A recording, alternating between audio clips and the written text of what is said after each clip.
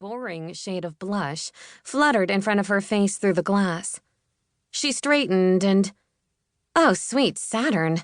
No wonder this place was so popular. Prices and impossible doors be damned. With long, copper-colored curls and even longer legs, the hostess was the sort of unfairly gorgeous that graced the covers of magazines, pretty to the point it made her eyes hurt. Of course, it didn't help that the glass reflected Elle's own slightly blurry face. Her dishwater blonde bangs had separated, and her liner had smudged around her eyes, making her look less smoky-eye sexy and more sweaty raccoon. Talk about a smack to the self-esteem. You're supposed to push. The hostess's brown eyes darted down to the handle. Elle pressed her palm to the glass. Featherlight, the door glided open, smooth as butter. Despite the cool November air, her cheeks prickled with heat. Great going. At least her gaffe was only witnessed by herself and the hostess, and not Brendan's sister. Now that would have been a difficult impression to come back from. Thanks. They should really consider putting up a sign. Or, not putting a handle on a push door. She laughed and... Okay, so it wasn't funny, but the hostess could have done the decent thing and pretended. Elle wasn't even asking for an enthusiastic chuckle, just the kind of under-your-breath puff of laughter that was polite, because Elle totally had a point. But no. The hostess gave her a tight smile, eyes scanning Elle's face, before she glanced down at her phone and sighed. So far, the service sucked. Rather than push her luck and make a bigger fool out of herself in front of the gorgeous hostess, who'd rather futz around on her phone than do her job, Elle scanned the restaurant for someone who could be related to Brendan. He hadn't said much about his sister. Upon overhearing Elle discuss the perils of dating not only as a woman, but a woman who liked other women, Brendan had gotten this adorable, wide-eyed, puppy dog look of excitement and said, "You're gay? So's my sister Darcy."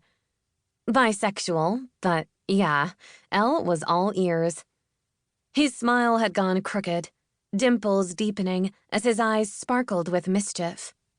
"You know what? I think you two would really hit it off." And who was she to say no when she'd been ranting to Margot about her shoddy luck in the love department? Saying no would have been silly.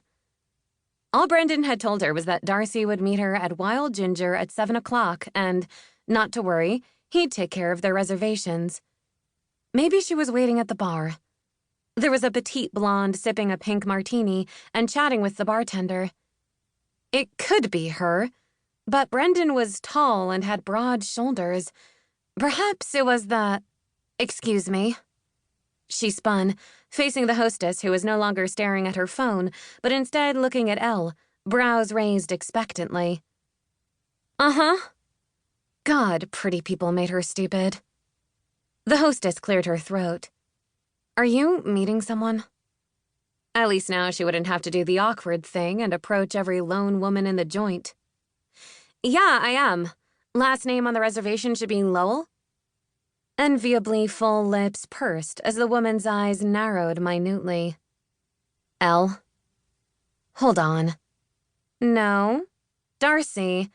Unless Brendan put my name on the reservation. With her last name?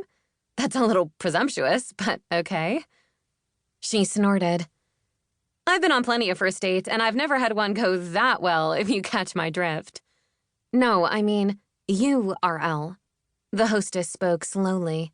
I am Darcy. Elle's heart thudded, skipping over one beat and quickening on the next. Darcy is you? You are Darcy? So, not the hostess. She nodded. Of course, this was Brendan's sister. This was just Elle's luck, and now that she knew, the resemblance was quite obvious. They were both tall and slender and unfairly attractive.